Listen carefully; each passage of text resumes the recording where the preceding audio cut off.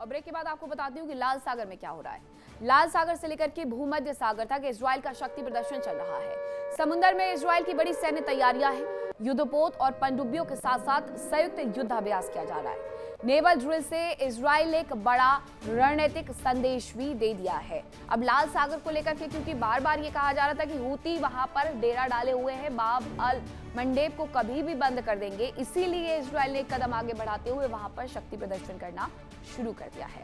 वहीं एक और खबर आपको बताती हूँ, हॉर्मुज बाब अल मंडेब पर इजराइल का बड़ा बयान आया है। इजराइल के ऊर्जा मंत्री एली कोहेन का कहना है, उनका दावा है कि अगले 3 से 4 हफ्तों में यहाँ पर कुछ बड़ा हो सकता है। इजराइल के ऊर्जा मंत्री हैं एली कोहेन, इनकी तरफ से ये बड़ा दावा किया जा रहा है कि 3-4 साल में ईरान और हूती के खतरे को खत्म करने की कोशिशें हमारी तरफ से की जा रही है। खाड़ी देशों से भूमध्य सागर और यूरोप तक जमीनी कॉरिडोर बनाने की बात भी उनकी तरफ से कही गई।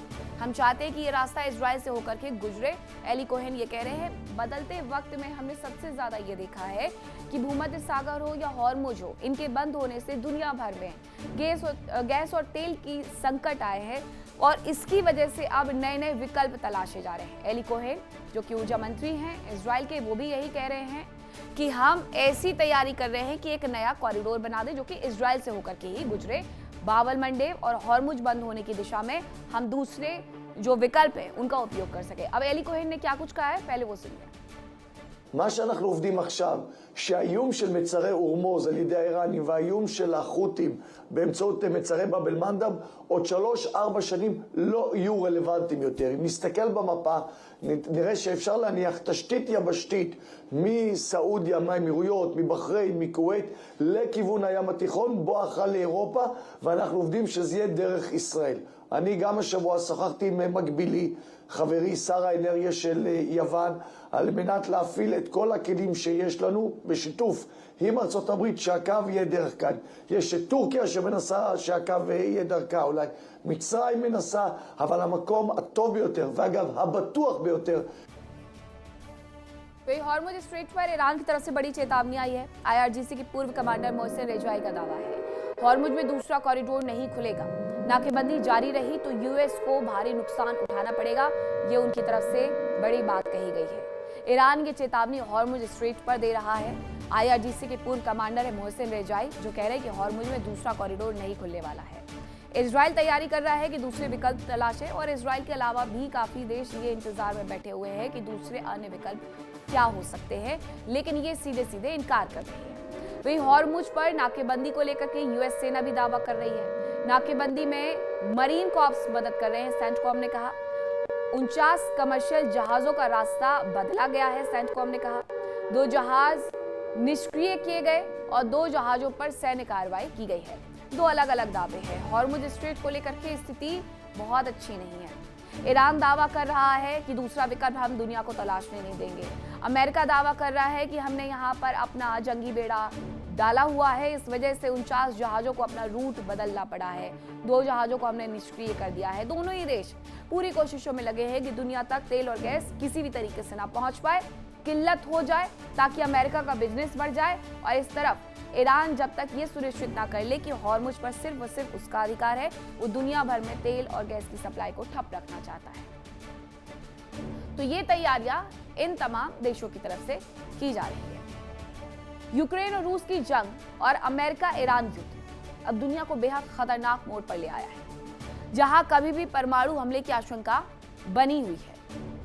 इन सब के बीच में अमेरिका की ओर से आई एक खबर ने दुनिया की चिंताओं को और ज्यादा बढ़ा दिया है। अब वो खबर क्या है, इस रिपोर्ट में आपको दिखाते हैं।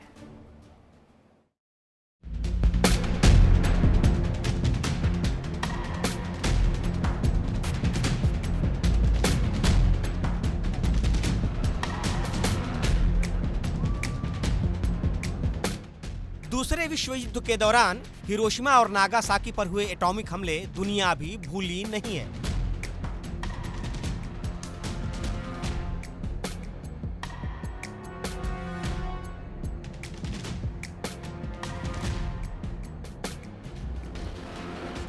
जापान के दोनों खूबसूरत शहरों पर हमलों के बाद हुई तबाही की तस्वीरें अभी धुंधली नहीं पड़ी हैं, लेकिन दुनिया के सामने ऐसी ही विभीषिका एक बार फिर खड़ी होने की आशंका मजबूत हो रही है।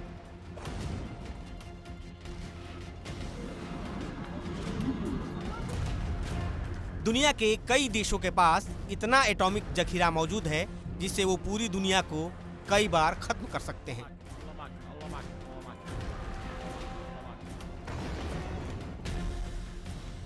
लिहाजा ऐसा कोई देश अगर जंग हारने की कगार पर पहुंचकर परमाणु हथियारों का इस्तेमाल कर सकता है और इस आशंका से इनकार नहीं किया जा सकता।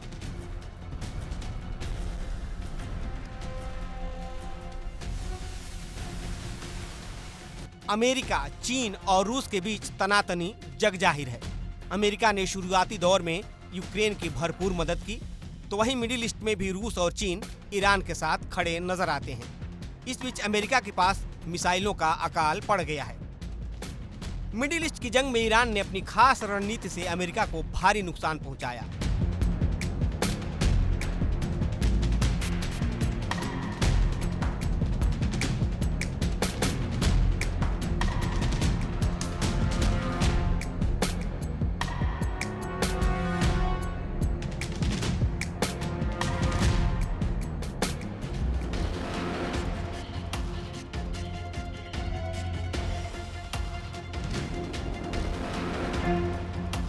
हालात ऐसे हो गए कि अमेरिका के पास अपनी हिफाजत के लायक भी पर्याप्त हथियार नहीं बचे।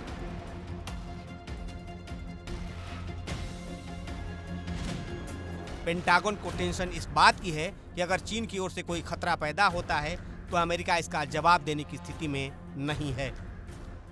इस बीच खबर है कि अमेरिका चीन और रूस से बढ़ते तनाव को देखते हुए अपनी परमाणु नीति बदलने की तैयारी कर रहा है। पश्चिमी मीडिया के मुताबिक पेंटागन ऐसी रणनीति बना रहा है जिससे बड़े परमाणु हथियारों के साथ ही छोटे एटम बम यानी टैक्टिकल न्यूक्लियर हथियार भी इस्तेमाल किए जा सकेंगे।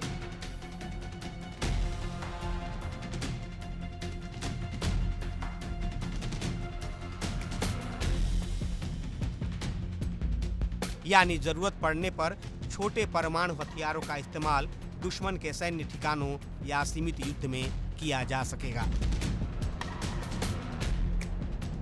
रिपोर्ट के मुताबिक इस नई नीति पर पेंटागन के नीति प्रमुख एल्ब्रिज कोल्बी काम कर रहे हैं। उनका मानना है कि अभी राष्ट्रपति के पास या तो बड़े परमाणु हमले का विकल्प है या फिर कोई जवाबी कार्रवाई नहीं करने का, जबकि नई रणनीति में बीच का रास्ता निकाला जा रहा है ताकि जरूरत पड़ने पर छोटे परमाणु हथियारों का इस्तेमाल कर दुश्मन को रोका जा सके।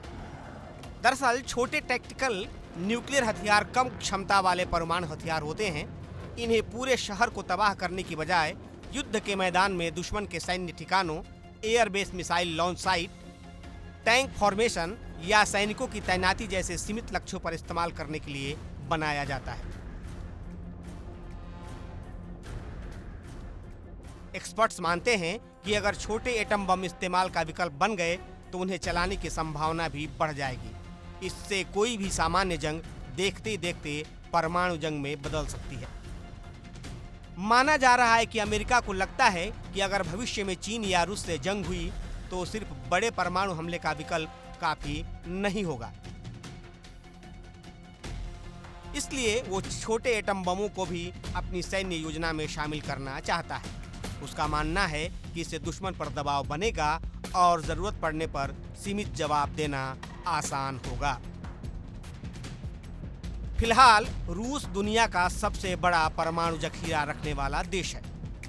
SIPRI और FAS के मुताबिक उसके पास 5,459 परमाणु हथियार हैं, जबकि इस लिस्ट में अगला नंबर अमेरिका का ही है। अमेरिका के पास 5,177 परमाणु हथियार हैं। अकेले इन दोनों देशों के पास ही दुनिया के करीब 88% परमाणु हथियार हैं, जबकि चीन के पास करीब 600 परमाणु हथियार हैं। हालांकि वो अपने हथियारों का भंडार काफी तेजी से बढ़ा रहा है। साफ है, अगर अमेरिका जैसी महाशक्ति ही परमाणु हथियार तैयार करने का दावा करती है तो यकीनन दुनिया भर के दूसरे देश भी एटॉमिक हथियारों की रेस में शामिल हो सकते हैं। Bureau report, India daily 24x7।